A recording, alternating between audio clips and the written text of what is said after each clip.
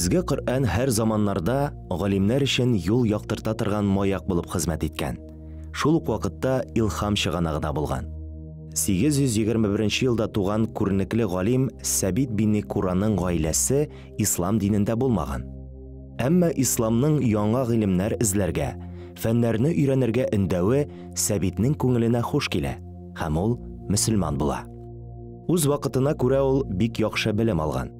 Гарәп, арамей, борынгы грек һәм латин телләрен белгән. Баштан ул үз гаиләсе традицияләрен дәвам итеп, зәркән эше белән шөгыльләнгән. Әмма гыйлемгә һәм фәнгә хирслыгы аны Багдадка китерә. Багдад шәһәрендә ул Бәну Муса бер туганнарының берсе Мөхәммәд белән таныша. Аның ярдәмендә Бәйт әл-Хикмәгә килеп эләгә. Бәйт әл-Хикмәгә нигез салынганнан бирле ул андагы төп 4 тәрҗемәченең берсе була. Сәбит бин Кура йөзләгән әсәр, нигездә борынгы грек теленнән тәрҗемә итә.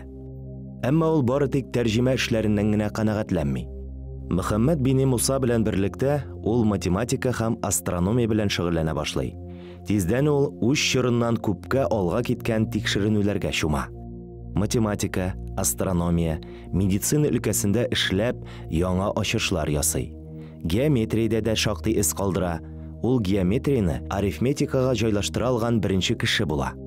Ньютонга кадәр 800 ел алдан ук Сәбит бин Кура дифференциаль исәпләүне ача. Ньютон исә Европа фәненә дифференциаль исәпләүне 17-нче гасырда гына тәкъдим итә. Бу бин Кура ачышының мөһимлеген күрсәтә. Сәбит бин Кура башка ислам галимнәреннән калышмыйча, яңа тәҗрибәләр һәм фәнни ачышлар ясарга омтыла. Төрле юнәлешләрдә тикшеренүләр алып баруга бин Кураны нәкъ менә шушы теләк этәргән дә инде. Тиздән аның математикада тырышлыгы уңышка китерә. Ул әйләнәнең тригонометриясын ача һәм өслек мәйданы белән чагыштырма масса мәсьәләләрен интеграцияләү нигезендә камилләштерә. Моннан тыш ул синус теориясын ача һәм аны астрономиядә куллана.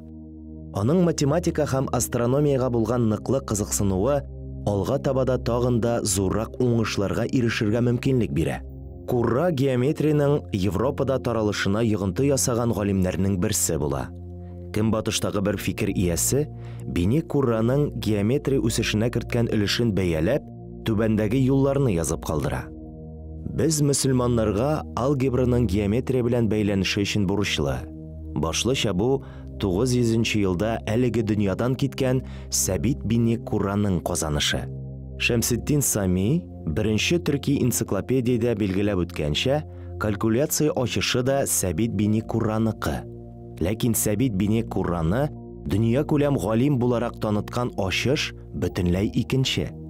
Аның тикшеренүләре яңа казанышлар баскычы була. Әл-Мәъмүн хәлифә бин Курага җирнең үлчәмнәрен ачыкларга куша.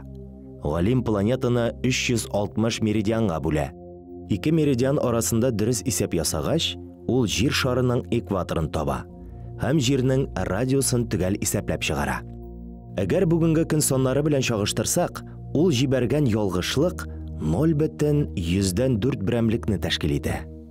Аның исәпләүләре соңрак европалылар тарафыннан күчерелгән.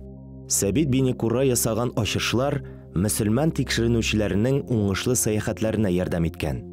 Моннан тыш Американы ачкан Христофор Колумб та бин Кура ачышларыннан файдаланган дигән фараз бар. Кайбер фаразларга карасак, 901 елда вафат булган Сәбит бин Кура үзеннән соң йөзләгән фәнни китап тәрҗемәләре һәм үзе язган 79 әсәр калдырган. Алардан 25-е фәлсәфәгә, астрономиягә һәм математикага, 21-е медицинага, ә 2-се музыкага багышланган була. Киләсе сериядә без сезгә ислам дөньясында бик данлыклы булган 3 туган турында сөйләрбез.